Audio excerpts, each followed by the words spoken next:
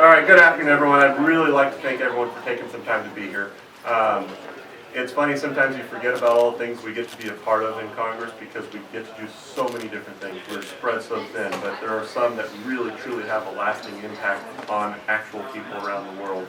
And this is one of those that I really feel like forever I'm going to be able to look back on this with a lot of pride and know that I was a part of an organization like this and help bring some of this awareness to a very important topic that so many people around the world will be able to feel the effects of.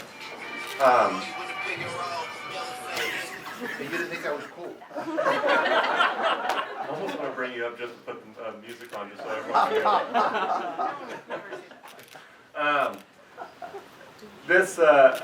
I'll be quick because I know a lot of us have things we've got to get to as well. I'd like to thank the Halo Trust. I know they were leading on this, but their partners, Mines Advisory Group, Tetra Tech, Peace Trees, Vietnam, and all the other organizations that are here, all the partners that are here helping bring awareness to this issue, but also try to resolve this issue that the whole world seems to be dealing with. I'd also like to thank the representatives from the State Department, Department of Defense, as well as the Army's Humanitarian Demining Research Development Program, who are carrying out the work on behalf of the United States in over 80 countries and areas, and USAID's Leahy War Victims Fund in supporting landmine survivors so they can regain independence and continue supporting their families. Everyone can play a role in this. We could all play a small part of it, trying to be helpful. The fact that you're all here, obviously you're doing that, but we've got to keep raising awareness. I'd like to thank my colleague for being the co-chair. I'm just getting to know Chrissy over the last couple of years. She does an amazing job on a few different caucuses that I serve with her on, but this one is one that I'm thrilled to have her here. So Chrissy Houlahan, give you the mic.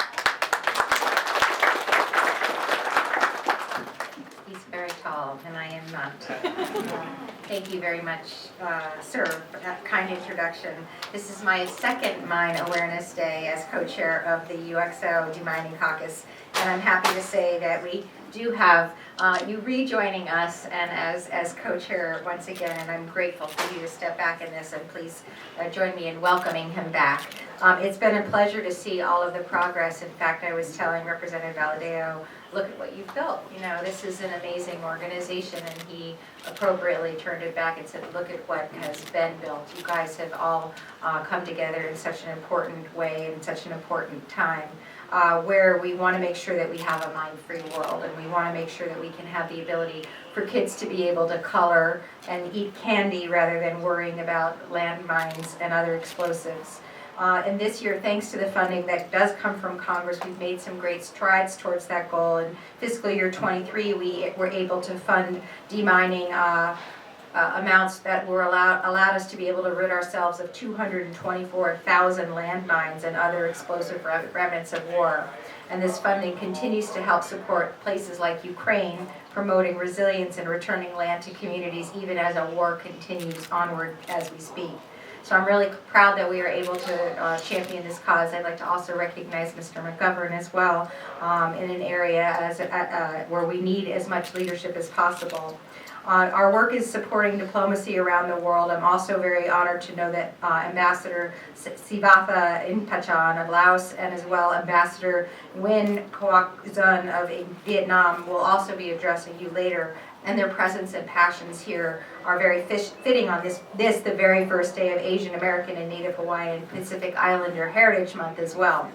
So as a member myself of the Armed Services Committee, I'm very happy to see the Army's Humanitarian Demining Research Development here as well. And they are certainly on the front lines of the technology that is required for demining development, making our military and humanitarian demining groups better equipped to address the explosives that exist in this world. We do live in a dangerous world. I was sharing earlier that my reason for being here is that my grandfather flew in Korea, my father flew in Vietnam, my father was also born in what is now Ukraine, what was Poland, and so the world that I see that my family has been in and participated in is struggling to this moment with the remnants of wars that have been fought and wars that are being fought right now. So we represent, as Americans, the military that is the best of America, as well as American values that are the best, I believe, in the world. But we do have responsibilities in that way to make sure that we're doing the important and critical work to make sure that our world is a safer place. So now I have the privilege to be able, sir, are you speaking as well? I would love it if you'd like to. And after Mr. McGovern speaks, I will turn it over to Mr. Deputy Assistant Secretary Stan Brown of the State Department Bureau of Political and Military Affairs for some remarks, as well as Dr. Lee Nolan, the Principal Director for Global Partnerships of the DoD, Undersecretary of Defense for Policy. So I'll turn it over to you, my fair colleague. Thank Chrissy Houlahan and David Valadao for their bipartisan leadership in the UXO Demining Caucus. They're doing an incredible job and it's an incredible service. And thank you to the many NGOs for their advocacy and their work around the world on demining, like the Mine Action Group, Halo Trust, Tetra Tech, Peace Trees Vietnam, and Legacies of War. And I see exhibits here from Humanity and Inclusion, the Marshall Legacy Institute, Golden West Humanitarian Foundation, and the JMU Center for International Stabilization and Recovery, and others.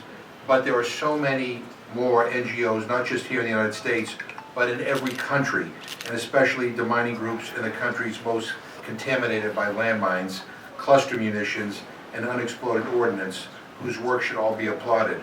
And I'd like to let our friends from the State Department and the Pentagon who are with us today, that I want them to know that one of the few federal reports that I actually look forward to receiving each year is a report to walk the earth in safety. We all take great pride in the fact that the U.S. is the world's leader in the global demining efforts. Beginning a long time ago, I saw firsthand in places like El Salvador and Colombia the way landmines affect individual families and whole communities. I've met with survivors, I've met with the families of those who didn't survive. And I've met with soldiers, and I've met with farmers and campesinos, and I've met with school children. And they're the reason that I'm involved and will always be involved, not just in demining, but in ending the use of these terrible weapons that take such a toll on civilians during a war and long after the conflict ends. I've been here for a while. I've been in Congress probably longer than these guys combined. It's a long time. I know, I'm old, right? But I remember people like Vietnam veteran Bobby Muller. I remember Bobby Muller and NGOs like Landmine Survivors Network. And I remember when Senator Pat Leahy and congressmen and Vietnam-era veterans like Lane Evans and Dave Bonnier came together and said we need to do something about landmines.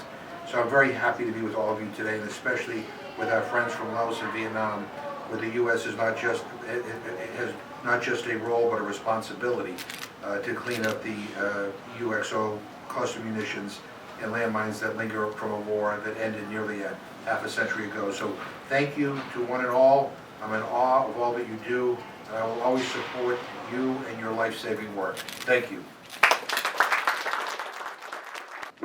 Good afternoon. It's an honor and a pleasure to participate in today's UXO Caucus event. I'd like to first thank Representatives Chrissy Houlahan and as a prior engagement, but Representative David Valadao for their leadership of the caucus and the work that they're doing in Congress. As you know, that Representative Valadao, I was here in 2018 at the first caucus kickoff meeting that he and Representative then Jackie Spear held when I was the director of the Office of Weapons Removal and Abatement. I've been at the State Department for over a decade, and I've always been passionate about humanitarian demining because it brings people together like no other issue. I'm a retired pilot from the Air Force. This was my first job after the Air Force. This is one of the greatest jobs I've had in my career in the work that it does. We appreciate the efforts of the caucus, and we appreciate the efforts to host this annual event marking International Mine Awareness Day, because it allows key stakeholders within the humanitarian demining community to recognize our achievements while underscoring the significant work that lays ahead. On April 4th, the Department of State's Undersecretary for Arms Control and International Security, Bonnie Jenkins, released the U.S. government's 23rd report to walk the earth in safety. And I'm glad that, Representative, that you look forward to getting that. It documents the achievements of the U.S. Conventional Weapons Destruction Program in fiscal year 2023. I encourage you to read all about the incredible accomplishments and progress that was made this past year. I'd like to first say thanks to the generous bipartisan support of Congress and the American people. The United States remains the world's largest donor for demining and conventional weapons destruction. Since 1993, the United States has invested more than $5 billion in over 125 countries, including $398 million in 82 countries just in fiscal year 2023 for this work. Conventional weapons destruction is a key component of U.S. diplomacy. These investments help build trust and deepen relationships with key partners while improving regional security and local stability. Don't take my word for it. Let me give you a few examples of how these programs are having a real concrete impact across the world. So for in Africa, the mining and explosive ordnance risk education in mine-affected regions of Angola teaches communities about safe practices making villages safer. In East Asia and Pacific, clearing explosive remnants of war in Vietnam and Laos helps restore precious farmland and offers food security. I'm pleased to see Vietnam Ambassador to the United States, Nguyen Cu Dong, and Laos Ambassador to the United States, Sisa Bonapatan, present here today, so thank you.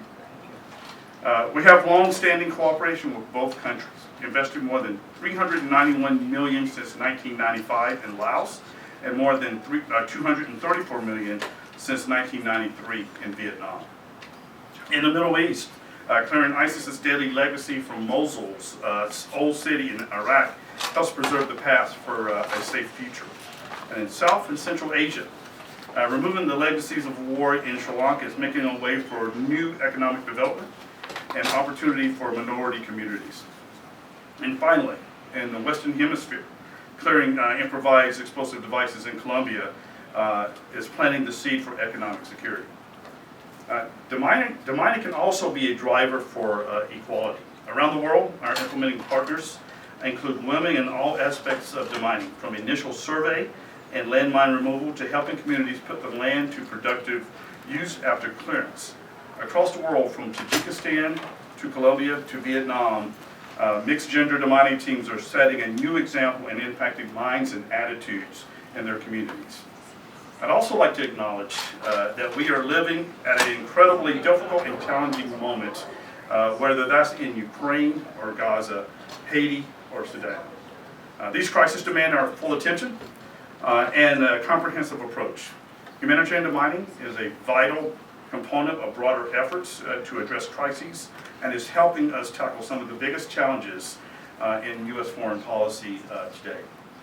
For example, Russia's brutal war against Ukraine has contaminated an estimated 25,000 square kilometers of farmland, impeding safe access to an area that feeds 81 million people all around the world, and threatening food security in places that can ill afford to have their security threatened. We cannot and will not stand by. We are standing up, providing more than $182 million since February of 2023 to help the government of Ukraine address this urgent humanitarian challenge. We thank our colleagues in Congress for passing the recent supplemental, which President Biden quickly signed into law. In addition to providing vital security assistance to Ukraine, this legislation will also replenish the U.S. military stocks and invest in our industrial base, supporting jobs in 30 states across our country. The supplemental provides significant funding for demining, which will allow us to continue training the government of Ukraine's demining teams, as well as to allow NGO teams to continue their critical work clearing landmines from Ukraine's agricultural land, and which is directly linked to economic growth and food security around the world. Humanitarian demining assistance is a crucial first step for recovery. It helps build safer, stronger, and more resilient communities. This assistance helps provide families with safe access to schools, water, and food, and enables equal access to economic opportunity.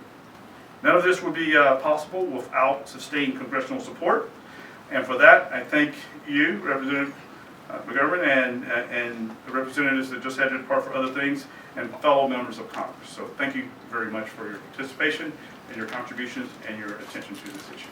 Thank you. Good afternoon. I want to echo Principal Deputy Assistant Secretary Stan Brown's thanks to this caucus, Representatives Houlahan, Representative Valadao, ambassadors, Thank you very much, Representative McGovern. Thank you very much for inviting me to be here today to take a moment to both thank you and to really highlight the tremendous work that the Department of Defense has been doing due to your support with the partners around the world. So my name is Lee Nolan. I am Principal Director of the Office of the Deputy Assistant Secretary of Defense for Global Partnerships in the Department of Defense. Global Partnership is DoD's lead for humanitarian mine action programming, or HMA, which supports civilian populations throughout the world developing partner nation capacity in humanitarian demining and explosive ordnance disposal. We do so by providing humanitarian demining assistance through two primary lines of effort. The first, through our overseas humanitarian disaster and civic aid account, we provide over $20 million a year for HMA training and equipment donations for more than 20 nations throughout the world, including Albania, Croatia, Senegal, Zambia, and Vietnam.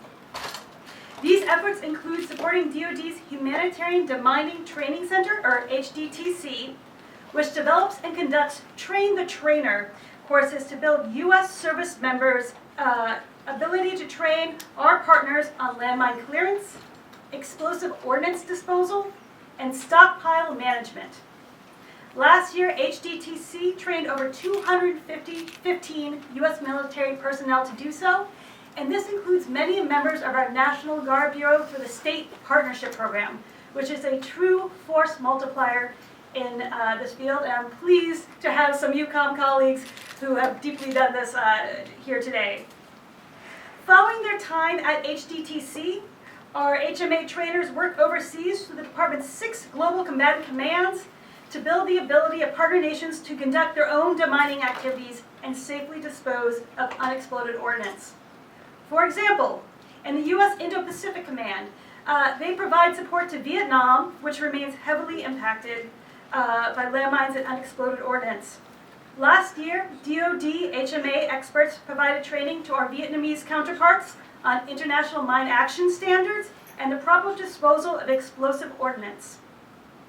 We've also conducted Train the Trainer sessions for new NGOs in Vietnam as well that focus on demining. These efforts help save lives and help Vietnam reach your goal to be a mine-free nation. DoD's other key humanitarian demining assistance effort is led by the U.S. Army. The Army's Humanitarian Demining Research and Development Program focuses on identifying, developing, demonstrating, and validating new technologies to clear landmines, victim-activated improvised explosive devices, and unexploded ordnances. Specifically, the Army works with NGOs, many of whom are here today with us, to test and evaluate these new technologies in actual partner nation minefields. These evaluations provide valuable data for next generation demining technology, while directly contributing to worldwide clearance of mines and unexploded ordnance. Through this program, Army developed technologies are responsible for helping U.S. partners clear more than 110 million square meters of land and more than 400,000 mines and unexploded ordnance. Thanks to generous congressional support, the Army's research efforts continue to increase, and they are needed, unfortunately, now more than ever. In Angola, for example, the Army partnered with the Mines Advisory Group, who is here today, to evaluate the Rex, a versatile, lightweight armored excavator, which was modified by the integration of demining attachments. And it also partnered with the Halo Trust, also here today, to evaluate the handheld standoff mine detection system, which collectively, these technologies have helped clear over 2 million square meters of land and over 1,500 mines.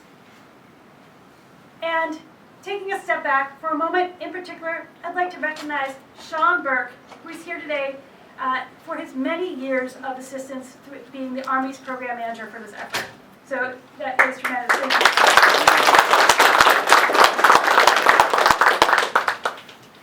So I invite you to learn more about DoD's programs that I highlighted today by both reading To Walk the Earth Safely, just released by the State Department, as well as talking to many of our partners here throughout this room on the partnerships that we have with them. DoD is committed to contributing to the United States' vital and whole of government effort to help countries progress to their goal to be mine-free. Together with the Department of State, in their lead, DoD's programs have real impact on the ground by protecting our partner nation citizens and saving lives. I am grateful for your contributions to this effort, and I thank you again for inviting me to participate in this event. Thank you.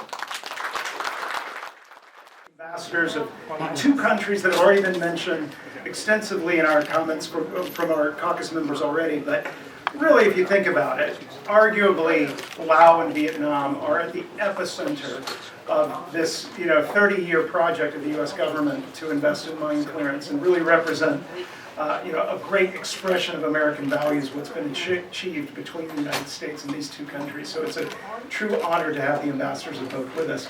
And we'll start with the ambassador of Laos, Ambassador Inpachan. Obviously, he's been a fantastic champion for his country. Many of you have met him at legacies of war events and otherwise. I've had the pleasure of meeting you in your embassy and seeing your leadership in representing your country. Ambassador, please welcome to the stage.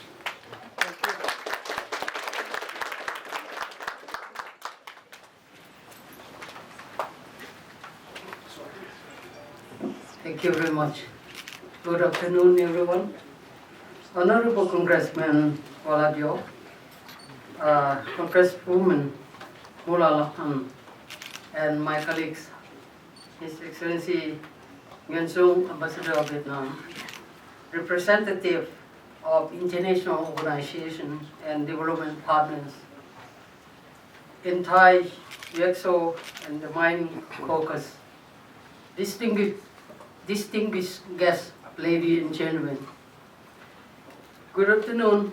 At the outset, I would like to express my sincere thanks for inviting me to have some comment at the celebration of my Awareness Day. As you may understand, Laos is one of the most heavily bombed countries in the world history. Over half a century, 30% of these bombs remain unexploded and are still active under the ground, which have posed threat to the normal livelihood of Lao people living in the contaminated area of Laos. Over the last decade, there have been up to more than 600 casualties. In 2023-24, there continue to be 50 casualties. For example, in June 2023, there was an incident where two children were killed, where 2 children were killed and 3 others were injured. The most recent casualty occurred in February 2024, result in 1 death and some injured. This indicates that the problem of UXO still continue to threaten people's livelihood and development in Laos. And it reminds of the need to redouble effort to address the issue. UXO clearance activity is a priority goal of the Lao government in order to improve the livelihood of the people by expanding land area for agriculture and removing obstacles for development efforts. Currently, there is still a huge challenge regarding UXO clearance, as the available budget is limited and doesn't meet demand for completely remove the current number of UXO across the country. UXO clearance is not a simple task, as it requires to continue commitment and huge budget from all stakeholders. In this regard, our donor country and development partners, including the U.S. Congress and government, have kindly provided assistance and resources to Laos in order to solve the existing problem. However, We do not yet know when and how long it will take to completely remove UXO and to build about the normal livelihood to the people. The Lao government highly appreciates the contribution of the U.S. Congress and government to assist in the UXO clearance activity, including assistance through the INGOs such as Legacy of War, MAC, Hello, and so on over the past years. In this occasion, we sincerely hope that the U.S. Congress would continue to extend its further support and assistance to the Lao PDR for UXO clearance, which is a major obstacle to national development. Once again, on behalf of the Lao government, I would like to express my sincere thanks to the U.S. Congress for continued support and assistance extended to the Lao PDR, which have importantly contributed to our national development, and especially in the UXO clearance. The Lao PDR stand ready to cooperate with the US stakeholders in broadening and deepening Lao-US bilateral cooperation. I would like to conclude that history teaches us that war never brings about good consequences for humankind. It not only destroys houses, properties, and food supplies, but also leave behind unbearable legacy for the later generation to address, particularly unexploded bombs. Thank you very much for your attention.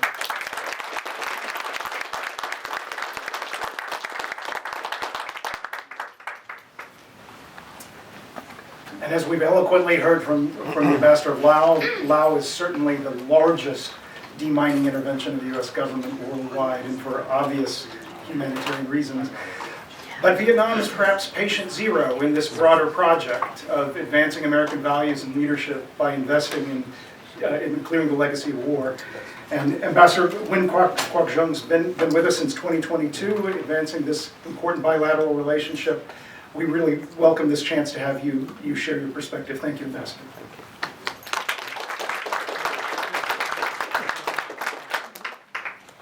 Thank you so much for having me. Thank you, everybody. And today, as we gather to celebrate My Awareness Day, I find myself reflecting deeply on the enduring legacies of past wars and the resilient spirits of those who continue to face these hidden dangers every day.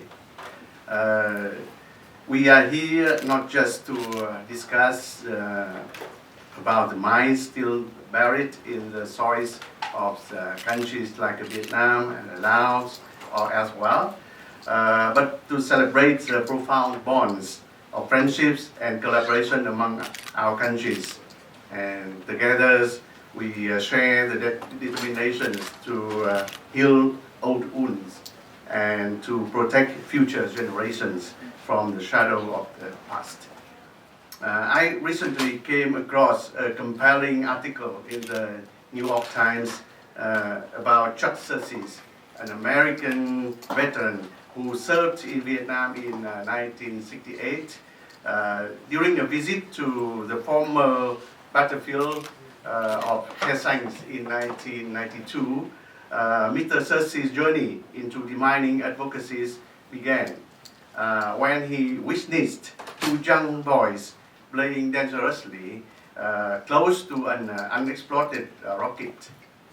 This moment profoundly impacted him and steered his future efforts. He has helped clear 815,000 bombs from our land.